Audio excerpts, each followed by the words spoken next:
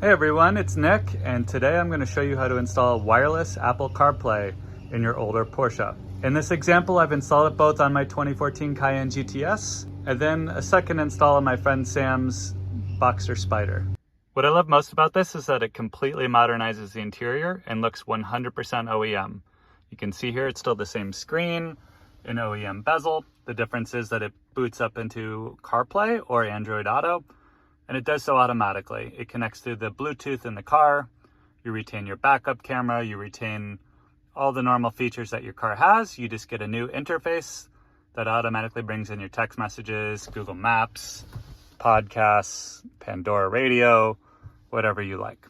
Before ordering, you just want to make sure that you have the right PCM. So this is PCM 3.1.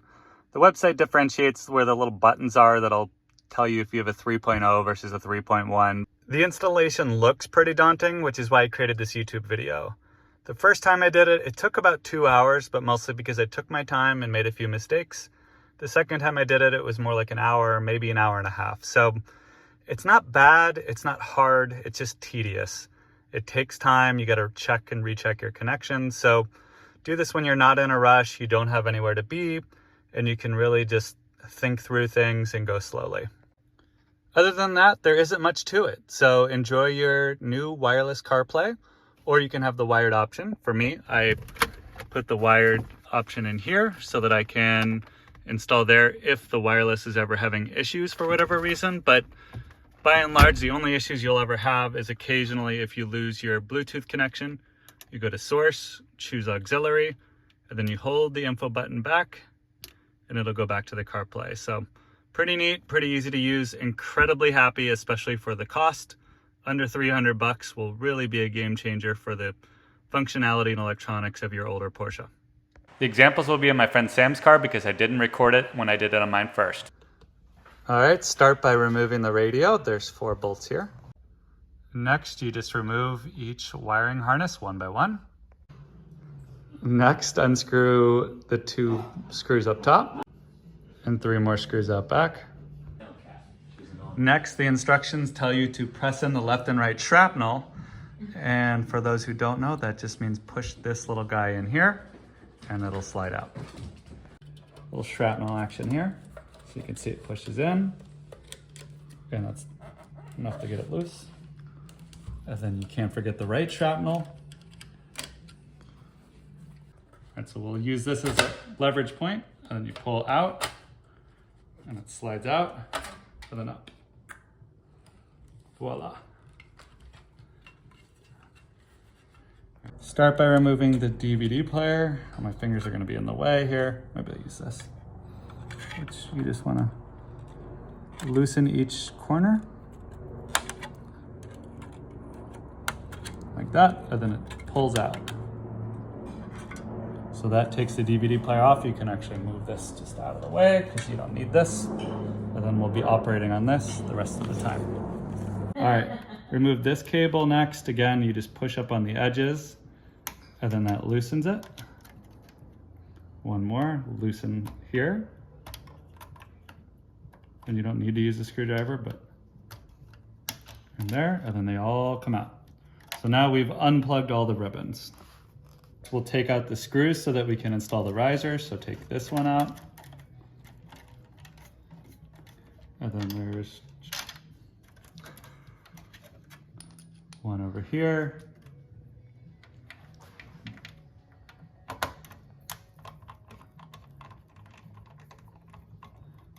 And then the third one is over yonder.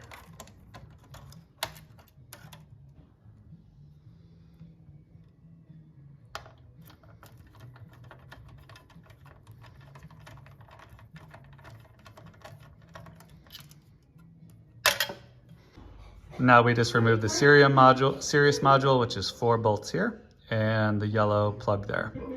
Sorry, Howard Stern, we no longer have Sirius. Remove this thing as well. Remove the bezel at the back of the radio, like so. So now that we've got these cables through this opened up area, we're gonna install their cables first.